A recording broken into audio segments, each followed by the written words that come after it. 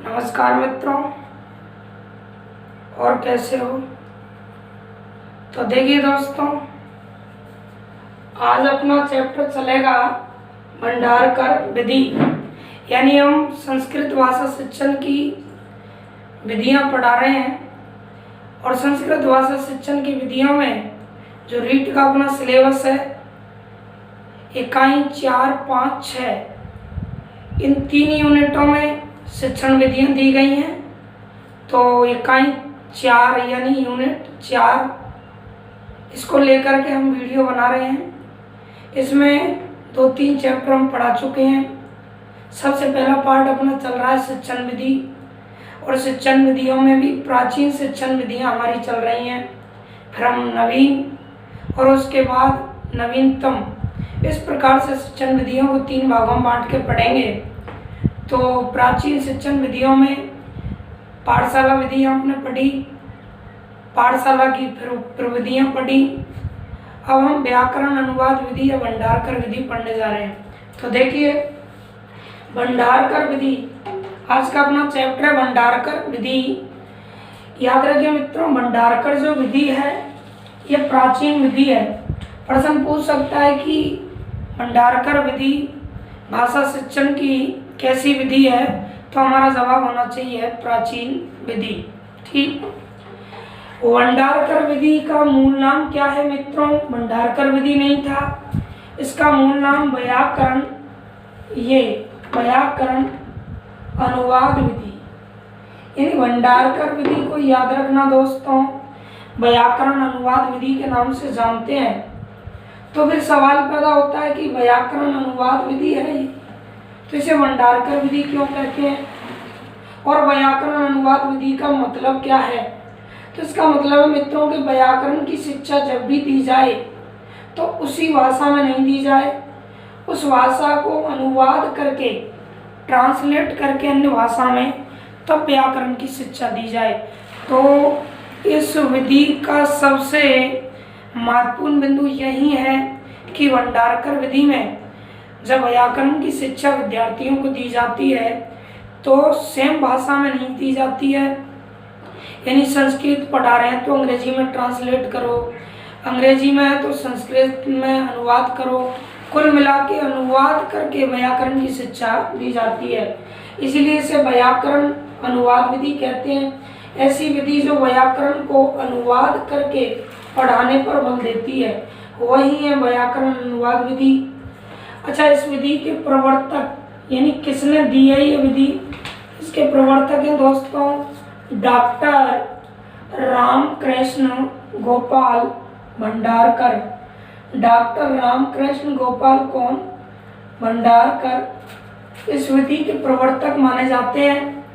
और भंडारकर द्वारा इस विधि को प्रवर्तित किया गया है, इसीलिए इसे भंडारकर विधि के नाम से भी जानते हैं। तो ये प्रश्न भी बहुत इंपॉर्टेंट है कि व्याकरण अनुवाद विधि या भंडारकर विधि किसकी देन है या इसके प्रवर्तक कौन है? तो डॉक्टर रामकृष्ण। देखो दोनों नाम आ रहे हैं दोस्तों, कितना बढ़िया नाम है, राम भी है कृष्ण भी है, रामकृष्ण गोपाल भी है। रामकृष्ण गोपाल भंडारकर एक ही नाम है दोस्तों। तो इन्होंने इस विधि को दिया है, इसलिए भंडारकर विधि भी कहते हैं, याद रखना। अब बात आती है, ये हो गए हमारे 2 पॉइंट मित्रों। अब बात आती है समर्थक। समर्थक क्या होता है? समर्थक का मतलब है कि इस विधि का समर्थन किनके द्वारा किया गया, यानी किनके द्वारा इस विधि का समर्थन किया गया। जैसा कि मैं आपको पढ़ा रहा हूँ और आप मेरे प्रत्येक वीडियो को लगातार देख रहे हैं, तैयारी कर रहे हैं। आपके कुछ साथी कहते हैं यार इतना अच्छा नहीं पढ़ाया, आप कहते हैं कि नहीं बहुत अच्छा पढ़ाया, हमारी तो समझ में पूरा आता है, तो आप मेरे समर्थक हो गए, सपोर्ट कर रहे हैं। इसी प्रकार से इस व्याकरण अनुवाद विधि या भंडारकर विधि कहिए, इस विधि के समर्थक माने जाते हैं कौन मित्रों? तो ये हो गए वामन शिवराम आपटे। ये भी एक इम्पोर्टेंट प्रश्न बनता है कि भंडारकर विधि या कहिए व्याकरण अनुवाद विधि, इसके समर्थक कौन माने जाते हैं? तो वामन शिवराम आपटे। आराम से याद रख सकते हैं। बामन शिवराम आपटे ये भंडारकर विधि के समर्थक माने जाते हैं। अब सवाल बनता है मित्रों की भंडारकर विधि रामकृष्ण भंडारकर ने दी है, शिवराम आपटे समर्थक हैं। तो इन दोनों के द्वारा इस विधि को लेकर के कौन कौन सी पुस्तकें लिखी गई हैं, तो वो भी इम्पोर्टेंट है। प्रश्न पूछेगा व्याकरण अनुवाद विधि या भंडारकर विधि को लेकर के कौन कौन सी पुस्तकें और किन किन के द्वारा रची गई, तो याद रखें। इधर देखेंगे अगला नेक्स्ट पॉइंट मित्रों, भंडारकर के द्वारा, यानी मैं आपसे कह रहा हूँ कि राम कृष्ण गोपाल भंडारकर, इन्होंने भंडारकर मैं कह रहा हूँ शॉर्ट में, भंडारकर द्वारा रचित दो किताबें हैं, यानी दो पुस्तकें हैं जो इसी विधि पर आधारित हैं। कौन कौन सी हैं? रामकृष्ण भंडारकर की दोनों किताबें। तो नंबर 1 किताब है मित्रों मार्ग उपदेश का। देखो यहाँ गुण संधि है, मार्ग उपदेश का, यानी मार्ग प्लस उपदेश का। और इनकी दूसरी किताब है संस्कृत मंत्रांत, संस्कृत मंत्रांत। तो ये भी एक अच्छा पॉइंट है, मार्गोपदेश का और संस्कृत मंदिरांत, ये दोनों की दोनों जो पुस्तक है वो भंडारकर विधि पर आधारित हैं, यानी कह सकते हैं हम व्याकरण अनुवाद विधि पर आधारित हैं। और ये दोनों किताबें रामकृष्ण गोपाल भंडारकर यानी भंडारकर द्वारा रचित हैं। तो भंडारकर द्वारा रचित इस विधि पर आधारित कितनी किताबें? 2। एक है मार्गोपदेश का और दूसरी है संस्कृत मंत्रांत। प्रश्न पूछा जा सकता है मार्गोपदेश का या संस्कृत मंत्रांत जो भंडारकर रामकृष्ण गोपाल भंडारकर द्वारा रचित पुस्तक है किस विधि पर आधारित है? तो भंडारकर विधि पर आधारित है। इसके द्वारा इस विधि के जो प्रवर्तक थे शिवराम आपटे, तो शिवराम ने भी इस विधि पर 2 पुस्तकें लिखी है। एक पुस्तक शिवराम द्वारा रचित पुस्तक जो इस विधि पर आधारित है मित्रों, पुस्तक का नाम है, देखो ये वाली पुस्तक है, याद रखना, student guide to Sanskrit composition. इस तरह ये है, बहुत इंपॉर्टेंट है, यानी students guide to Sanskrit composition.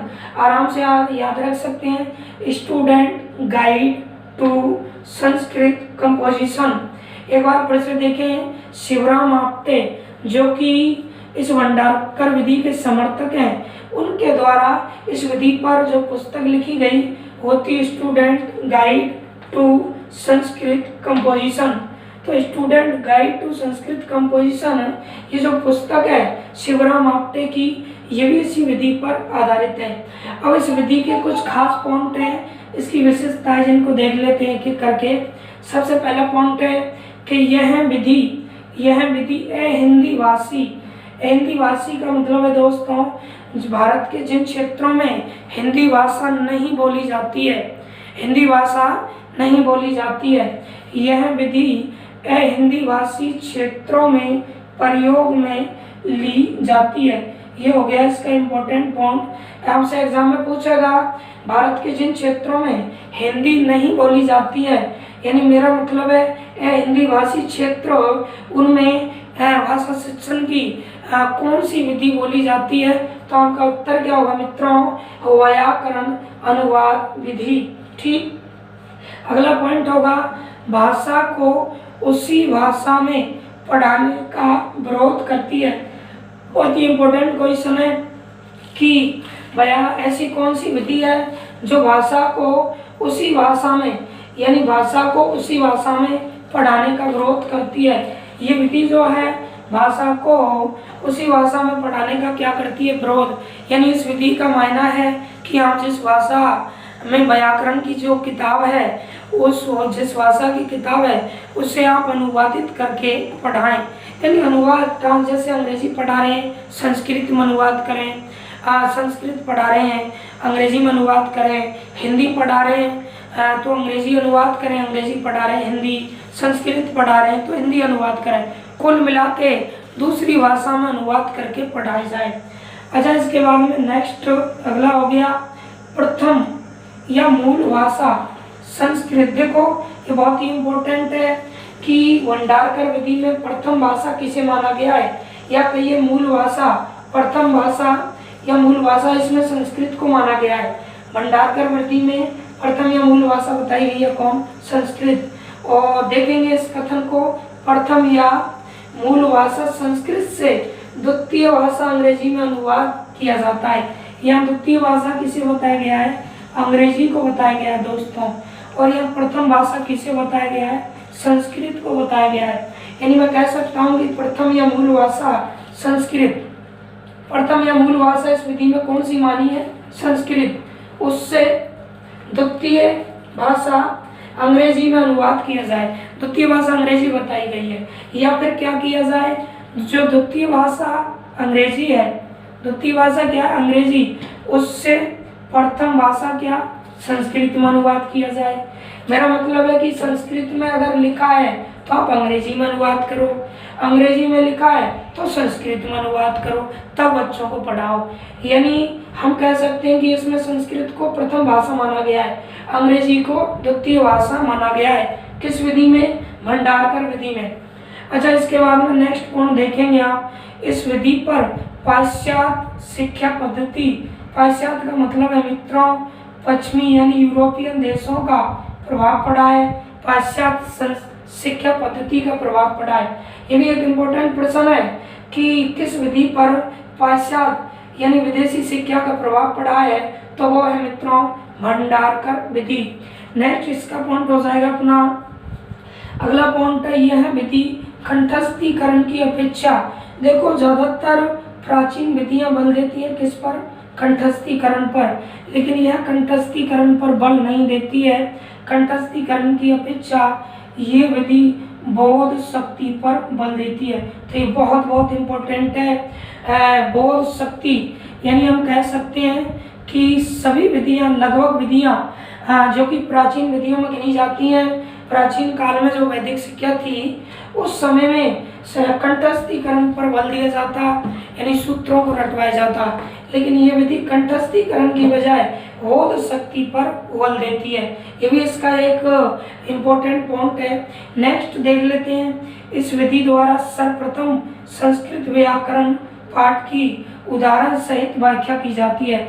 ये बहुत बहुत मोस्ट है मेरे ख्याल से, याद रखना मित्रों, परीक्षा के लिए प्रश्न पूछा जाएगा कि भंडारकर विधि में सर्वप्रथम क्या किया जाता है, तो व्याकरण पाठ, जो भी व्याकरण का पाठ पढ़ाया जाता है उसकी उदाहरण सहित व्याख्या की जाती है सबसे पहले। यानी मैं ऐसे भी प्रश्न पूछ सकता है कि किस विधि में व्याकरण पाठ की सर्वप्रथम उदाहरण सहित व्याख्या की जाती है, तो वो विधि हो जाएगी मित्रों कौन सी, भंडारकर विधि। अब देखिए देख लेते हैं, इस विधि के 4 सोपान है, चरण कहिए या सोपान। ये भी इम्पोर्टेंट सवाल बनता है कि भंडारकर विधि के कितने सोपान है या कितने चरण है। तो भंडारकर विधि के मित्रों 4 सोपान या 4 चरण माने जाते हैं। एक एक को देखते हैं। पहला है व्याकरण पाठ। मैंने भी बताया कि व्याकरण पाठ की उदाहरण सहित व्याख्या होती है सबसे पहले। तो सर्वप्रथम व्याकरण पाठ लिया जाता है और उसकी उदाहरण सहित क्या होती है, व्याख्या। तो ये पहला चरण हो गया, याद रखना। ये पूछ सकता है, पहला अवश्य रूप से पूछते हैं या अंतिम पूछते हैं। अक्सर परीक्षाओं में पहला या अंतिम चरण पूछते हैं। एग्जाम में पूछेगा भंडारकर या व्याकरण अनुवाद विधि का प्रथम चरण या अंतिम चरण माना जाता है। तो प्रथम चरण हो गया व्याकरण पाठ। दूसरा हो गया मित्रों संस्कृत से अंग्रेजी में अनुवाद करना, संस्कृत से अंग्रेजी में अनुवाद करना। और तीसरा हो जाएगा अंग्रेजी से संस्कृत में अनुवाद करना। और चौथा जो चरण है अंतिम इस विधि का, वो है शब्दकोश का ज्ञान। यानी किसका ज्ञान, शब्दकोश का ज्ञान। तो आराम से याद रख सकते हो, कोई कठिन नहीं है। भंडारकर विधि के कितने चरण है, 4 चरण है। पहला चरण है व्याकरण पाठ, दूसरा तीसरा तो बिल्कुल इजी है, संस्कृत से अंग्रेजी में अनुवाद करना। तीसरा है अंग्रेजी से संस्कृत में अनुवाद करना। और इस भंडारकर विधि का अंतिम सोपान या चरण है शब्दकोश का ज्ञान। तो इस तरह से मित्रों ये हमारी विधि हुई, कौन सी, भंडारकर विधि। ये प्राचीन विधियां, आज तक इतनी विधियां थी मित्रों जो हमने पढ़ी है कंप्लीट। इसके बाद में विधियों में हम दूसरा पार्ट चलाएंगे और वो चलेंगी हमारी नवीन या आधुनिक विधियां। तब तक के लिए धन्यवाद। जिन्होंने चैनल को सब्सक्राइब नहीं किया है, नए हैं, वो हमारे चैनल हुकम सिंह गुनावत नाम से सब्सक्राइब करें मित्रों। और विशेषकर करौली से जितने हमारे विद्यार्थी हैं उनके लिए तो ये खास क्लासें हैं, तो चैनल को सब्सक्राइब करें और ज़्यादा से ज़्यादा लोगों को सूचित करें कि अपनी करौली से भी हुकम सिंह जी सर मेहनत करके और सभी प्रतियोगी परीक्षाओं के लिए वीडियो बनाते हैं। तो नमस्कार दोस्तों, मैं महाराजा कंपटीशन क्लासेज करौली से जुड़ा हुआ हूँ आपके बीच और इस लॉकडाउन के टाइम में आपको ऑनलाइन क्लास देने की कोशिश कर रहा हूँ। अगले वीडियो में फिर मैं मिलूँगा, तब तक के लिए इसे आप याद करें।